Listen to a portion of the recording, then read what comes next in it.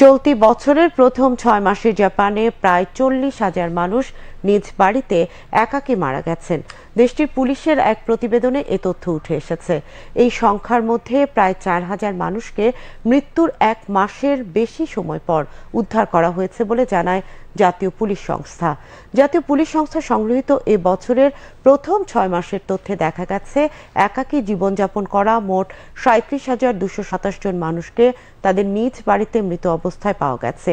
এর মধ্যে 70% বয়স 65 বা তার বেশি।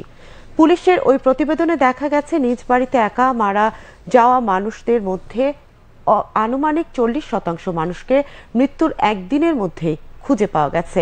প্রায় 3,939টি মরদেহ মিলেছে মৃত্যুর 1 মাসেরও বেশি সময় পরে। এছাড়া 130টি মরদেহ পাওয়া গেছে মৃত্যুর অন্তত 1 বছর পর। একাকী মৃত্যুবরণকারীদের মধ্যে 7,498 জনের বয়স 85 বছর বা তারও বেশি।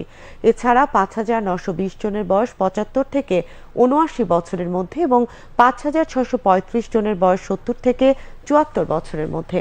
National institute of population and social security রিসার্চে বছরের এপ্রিলে এক গবেষণা প্রতিবেদনে জানায় 2050 সালের মধ্যে দেশটির প্রতি 5টি পরিবারের মধ্যে একজন বয়স্ক ব্যক্তিকে একা একা জীবন কাটাতে হতে পারে।